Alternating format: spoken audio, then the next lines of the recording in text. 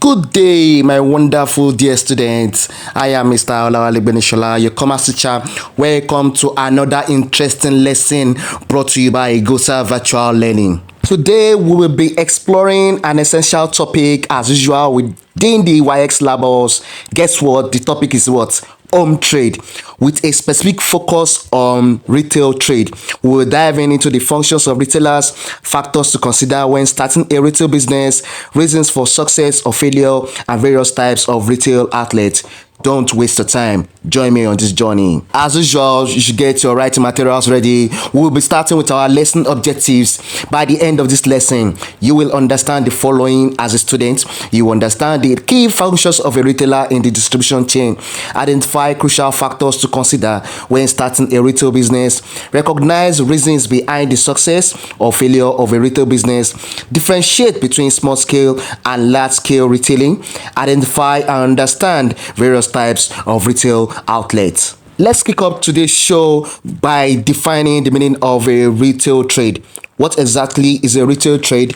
A retail trade, first of all, is a part of home trade. But before I dive into retail trade, let me take you back and let me define what home trade is. Home trade, this is the act of buying and selling of goods and services within a country. It can also be referred to as an internal trade. For example, when you're buying and selling of goods like fish and pepper at my 12 market in Lagos State. Now let us move further. Retail trade can be defined as involves selling of goods in units, that means in pieces like one or two, to the final consumer, that is both me and you, in selling small quantities from the wholesaler. And wholesaler is a part of a middleman, we will still talk about that, or directly from the manufacturers. In other words, goods are sold in pieces or in units to the final users through retail trade. The people who engage in retail trades are known as retailers. A retailer is one who acts as a final link between the wholesalers and ultimately the consumer. They purchase in small quantities from the producer or wholesalers and make goods available to the final consumers. Retailing completes production process because it is the last link that is the next to the consumers of the product in the chain of distribution. They are found in big cities and local areas. Different kinds of goods are stored by the retailers. Example, we have rice, sugar, candle, etc., etc. Moving on to the next phase of retail trade, let us talk about the functions of a retailer. What are the functions of a retailer? A retailer play a crucial role in the distribution chain. Their main functions include, first of all, do you know that they break bunk? Yes, breaking of bunk. The retailer buy goods in large quantities from an wholesaler and sell them in smaller quantities to a consumer. An example, when a retailer buys an 100 carton of soap and sell individual bars or individual units to a consumer. Do you know they also provide information? Yes, a retailer also provide information. Retailers inform customers about new products, their uses and prices. Example, a retailer explains the features of a new smartphone to a consumer.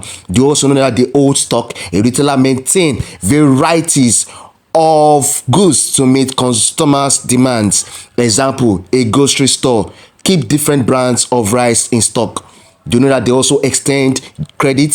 Some retailers offer credit facilities to regular customers. Example, a neighborhood shop allows a customer to buy groceries on credit and pay at the end of the month.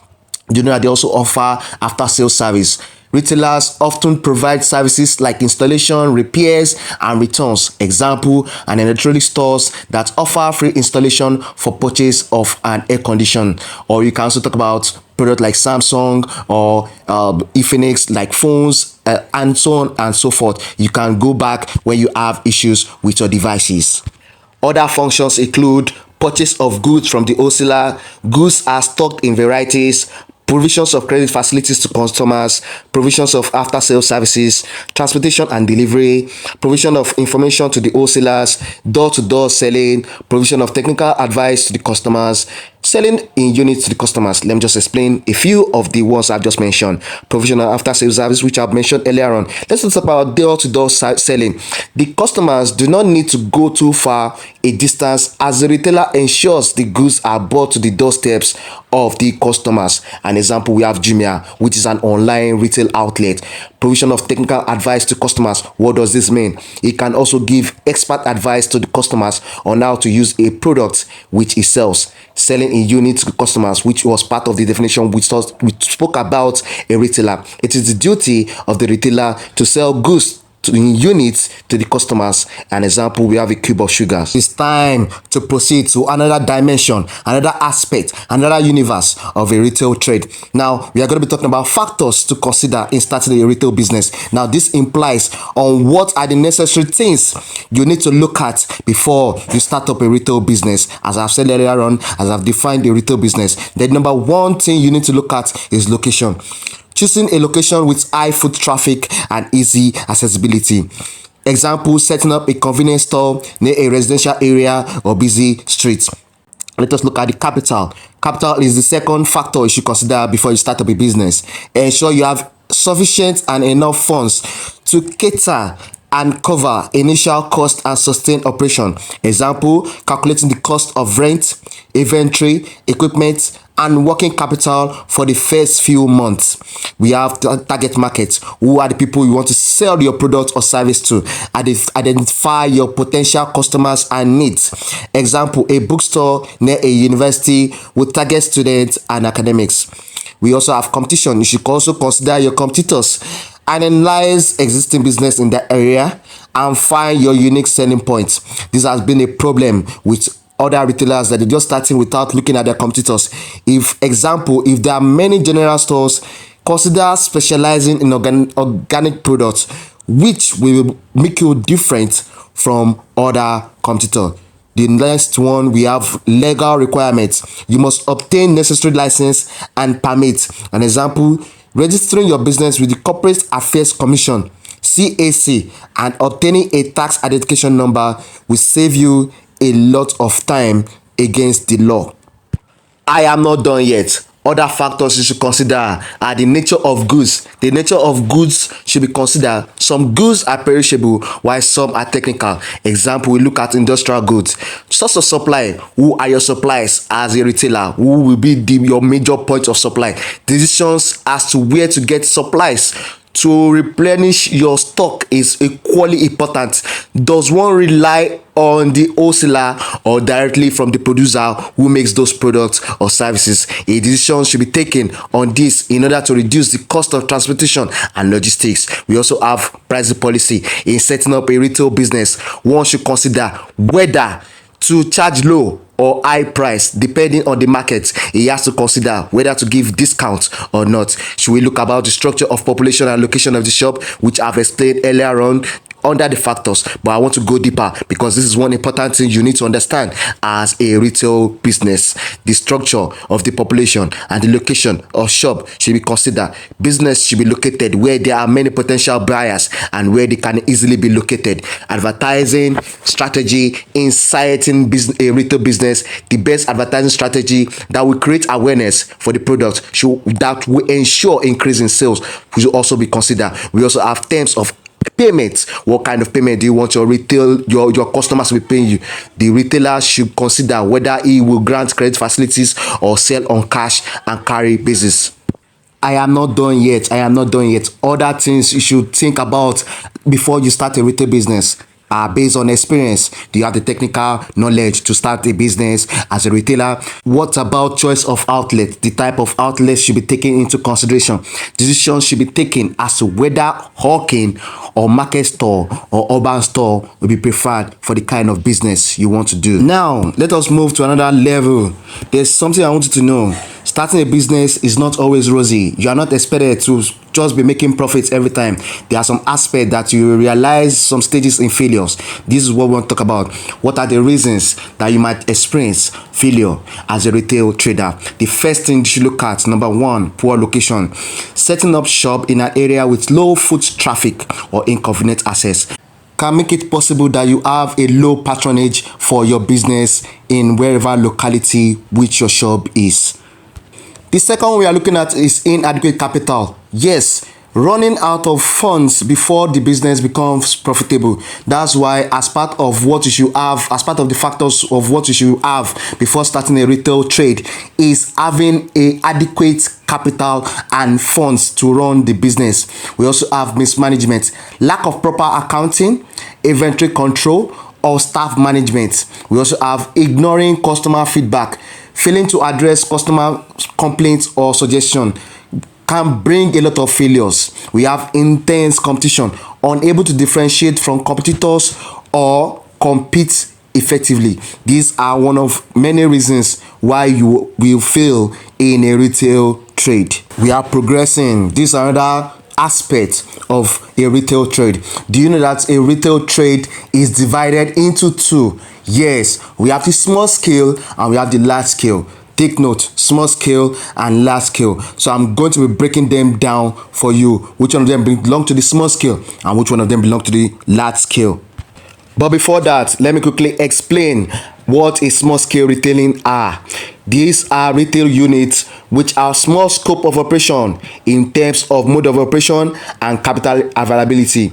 They are itinerant hawkers, road traders, mobile shop, unit store owners, kiosks, and tight shop, etc. Let me give you a pure reality example. That is like your POS, meat sellers on the street, biscuit sellers. These are pure examples of small scale retailers that we have in reality. Now, let me tell you those that we have on that small scale. As I've said, let me repeat myself again. Hawkers, roadside sellers, market traders, village stores, tied shops, market shops, kiosks, small stores. Now, let me explain large scale retailing. Large scale retailing is also the other aspect of small scale. Due to changes in economic trend, most retail business have evolved into large scale retailing. Nowadays, we have some large scale retailers who buy in bulk directly from manufacturers. Some manufacturers even have their own retail shops, e.g., Bata, Nigeria. So what are the classifications that we have under large scale retailers? We have departmental stores, supermarkets, chain stores, cooperative shops, mail order firms, hypermarket, franchising, discount houses. Now, the next phase, I'll be explaining each and every one of these classifications under small scales and large scales. They also have their own universe. They also have their own world on their own. Now, let me start with small scale retailing. What are the characteristics of a small scale retail? Little capital, few workers are employed, price is determined through haggling, labor intensive system, and mostly it is a one-man business. Now, let us now look at each and all these classifications as I've mentioned earlier on. I'm going to be starting with stores. Stores are small, temporary, and semi-permanent structure for selling goods. Example, a fruit stall in a local market. We have the unit shop. They are small. They are independently owned stores specialized in a particular line of goods. Example, a local bakery selling bread and pastries like cakes or chin chin. We also have hawkers. You can also call them itinerant traders. They are mobile sellers who move from one place to another to sell goods. Example, a person selling newspaper on the street. We also have kiosks, small enclosed structures for selling small fast-moving consumer goods. Example, a kiosk selling snacks and drinks at a bus stop. We also have mobile shops, vehicles converted into shops that move to different locations.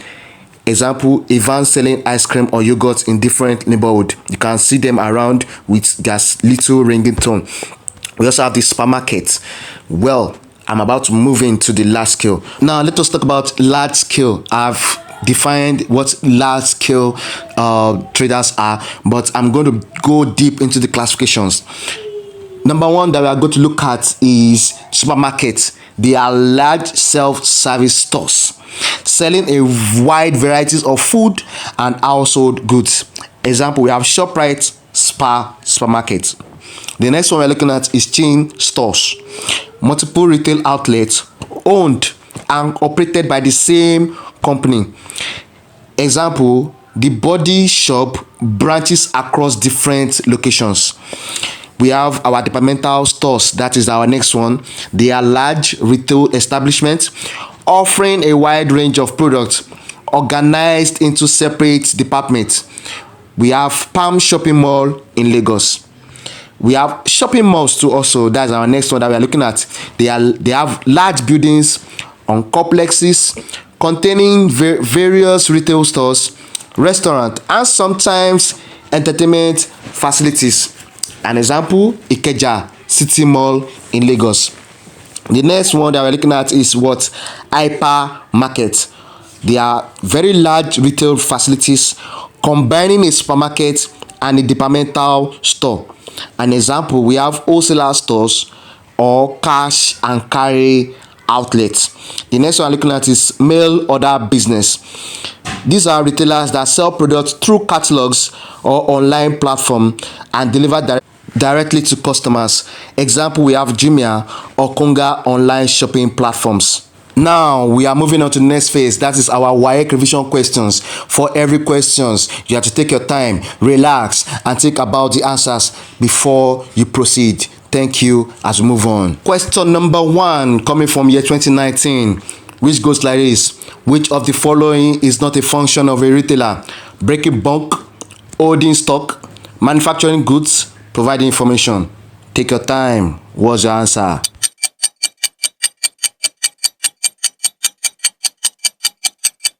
The correct answer is option C. Let me explain. Manufacturing goods.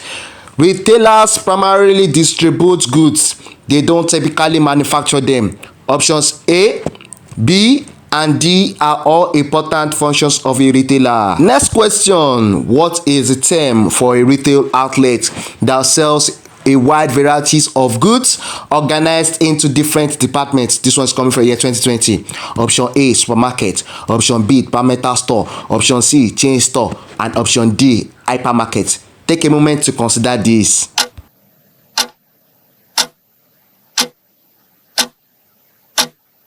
The correct answer is option B, departmental store. Departmental stores are characterized by their division into various departments, selling different types of goods. We are moving on. Which factor is least important when starting a retail business? This one is coming from year 2018. Location, capital, number of employees, target market. Think about the factors that we have discussed earlier on.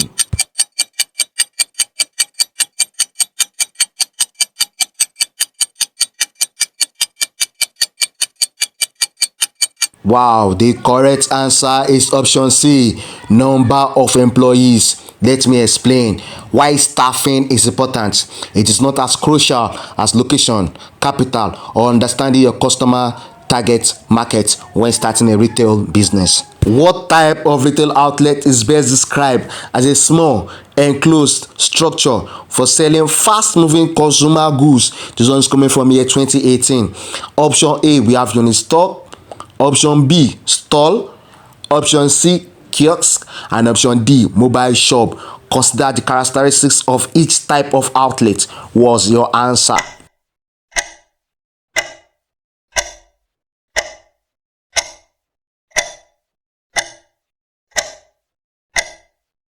The correct answer is option C, kiosk. Kiosks are typically small, enclosed structures used for selling small, fast-moving consumer goods. We are gradually moving to the end of this lesson. Let me take you through the summary of what we have covered so far.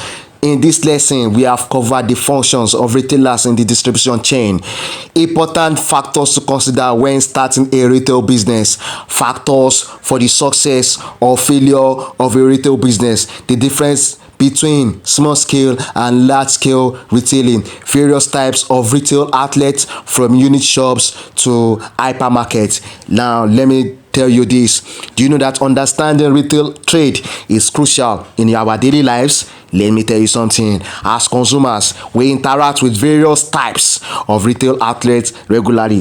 This knowledge can help you make informed decisions about where to shop based on your needs. For those of you that are interested in being this business, These concepts are fundamental if you are considering starting your own retail venture or retail outlet. Let me encourage you this. I encourage you, I implore you to observe the retail outlet in your local area. Try to identify their types, consider their location, and think about why they might be successful or struggling. This practical application of your knowledge will deepen and make you understand more and prepare you well for your WAEC exams. Thank you for your attention during this lesson. If you have any question or feedback or for further clarification, please do not hesitate to drop your comments under this video. Keep studying hard, and remember, understanding these concepts not only helps you in exams but also in real life situation. Best of luck in your studies. My name is still remain Olawale Igbenishola, and once again I am signing out on behalf of Igota Virtual Learning. Stay blessed and signing out.